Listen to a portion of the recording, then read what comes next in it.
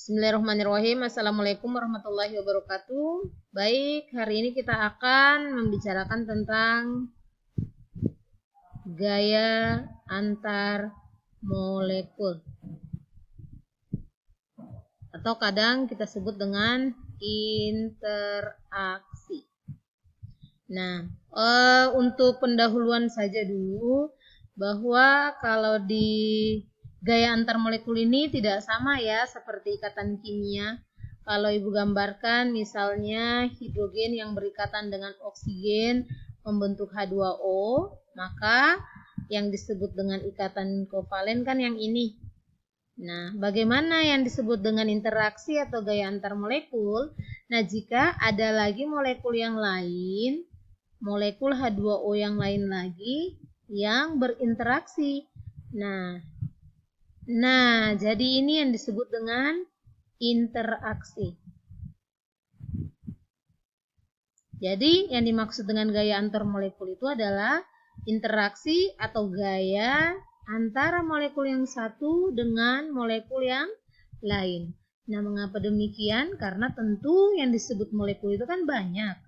Misalnya nih, misalkan di dalam 18 ml air itu terdapat sebanyak 6,02 kali 10 pangkat 23 molekul air. Nah, berarti semuanya itu akan berinteraksi. Nah, maka itulah kita akan mempelajari tentang gaya antar molekul atau interaksi antar molekul. Baik, gaya antar molekul ini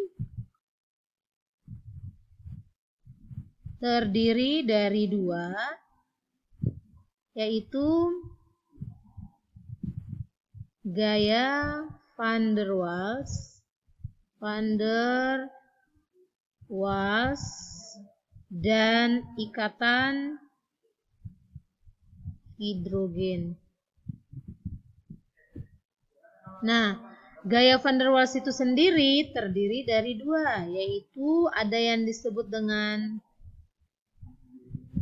dispersi sesaat atau dikenal juga dengan gaya London. Yang kedua adalah gaya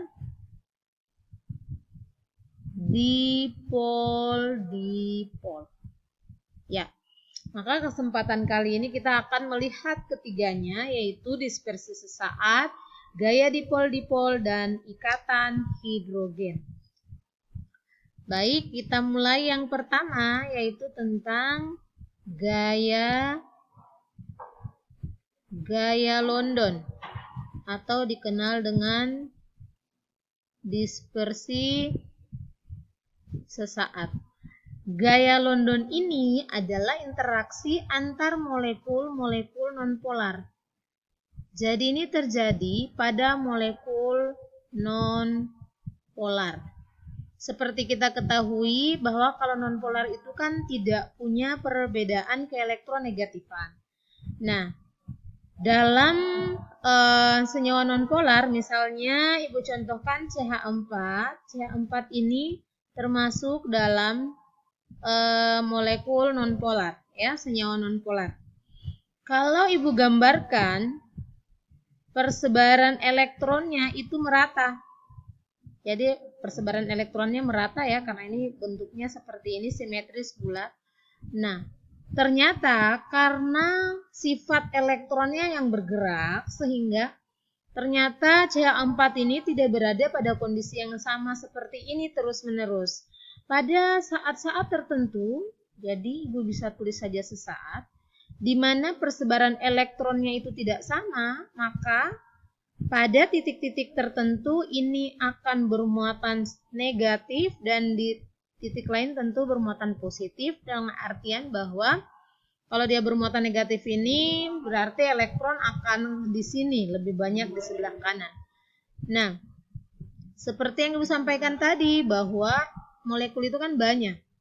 Nah, bisa jadi ya seperti ini, molekulnya semua akan terdistribusi tidak merata elektronnya, sehingga bisa ketika ini terjadi muatan negatif dan di sini ada muatan positif, maka interaksi antara molekul yang satu dengan molekul yang lain itu terjadi. Nah, ini yang disebut dengan gaya London. Nah, karena dia hanya sesaat saja, berarti gaya London ini kekuatan interaksinya lemah. Seperti itu, ya. Jadi diulangi lagi, untuk gaya London itu dia terjadi pada senyawa nonpolar, di mana pada saat-saat tertentu persebaran elektron tidak merata sehingga seakan-akan bermuatan positif dan negatif terjadi, lalu terjadi interaksi. Nah, yang berikutnya, yang kedua, kita akan melihat tentang gaya dipol. Gaya dipol. Ini terjadi pada molekul polar. Nah, karena polar itu sudah jelas, dia memiliki perbedaan keelektronegatifan, persebaran elektronnya tidak simetris atau tidak merata, maka kita lihat contohnya saja langsung. Misalnya pada HCl ya, HCl. Nah, terlihat di sini bahwa hidrogen itu miskin elektron, sementara Cl ini kaya elektron, memiliki elektron valensi yang banyak, sehingga seakan-akan itu bermuatan negatif. Maka terbentuklah momen dipol negatif dan momen dipol positif. Nah, maka HCl ini akan berinteraksi lagi nih dengan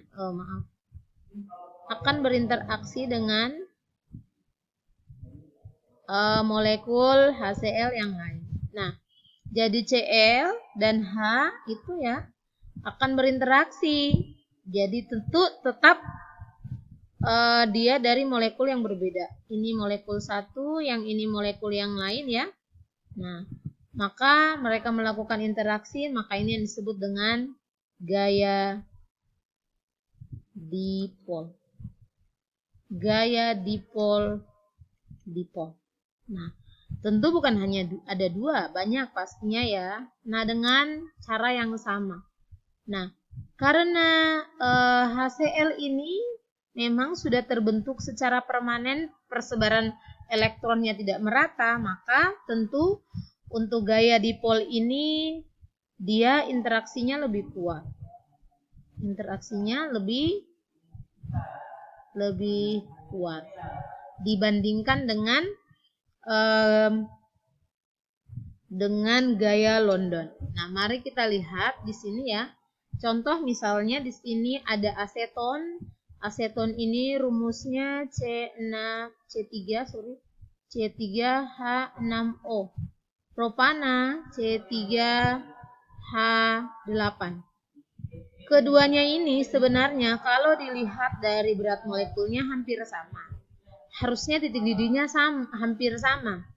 Fakta menunjukkan bahwa ternyata titik didih dari aseton itu adalah 56 derajat Celcius, sedangkan titik didih propana adalah negatif 42 derajat Celcius.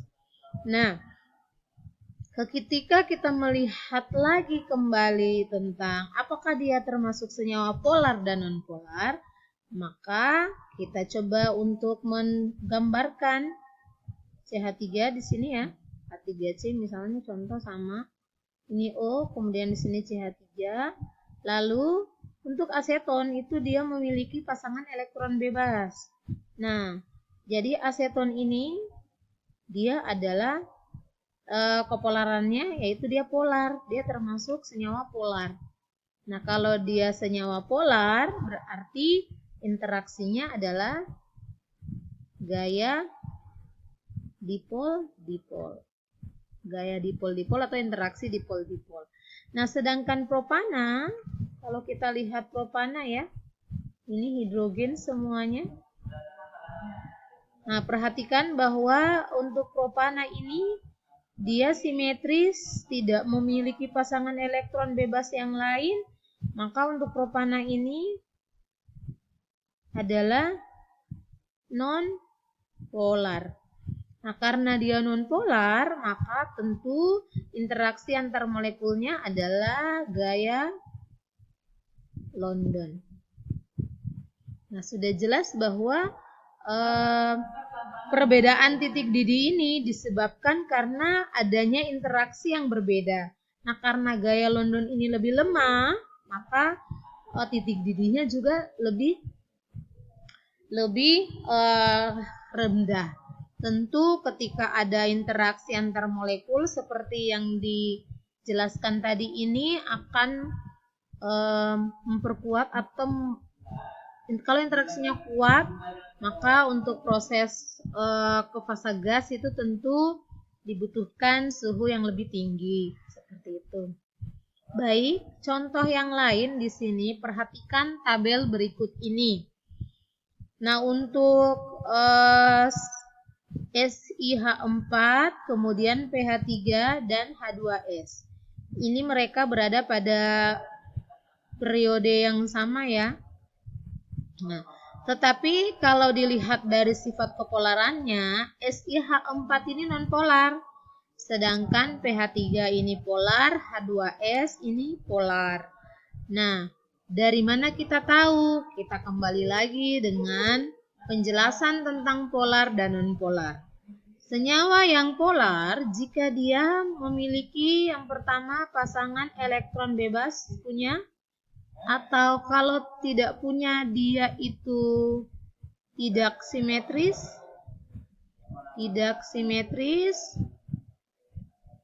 atau juga yang ketiga ada perbedaan keelektronegatifan. Nah, untuk pH3 dan H2S pasti punya pasangan elektron bebas.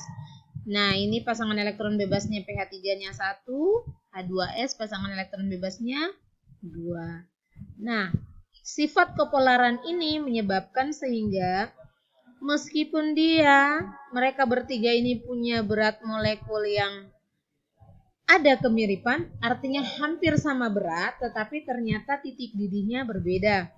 Tentu yang paling rendah adalah SiH4 karena kepolarannya adalah nonpolar ya. Nah, selanjutnya perhatikan pH3 dan H2S. Di sini pH3 titik didihnya adalah negatif 87,8. Sedangkan H2S itu adalah negatif 60,8. Padahal berat molekulnya lagi-lagi sama. Ada teori yang menyebutkan bahwa semakin tinggi berat molekul, maka titik didihnya itu akan semakin tinggi. Teori ini. Nah, tapi ternyata teori ini tidak sama dengan fakta ini.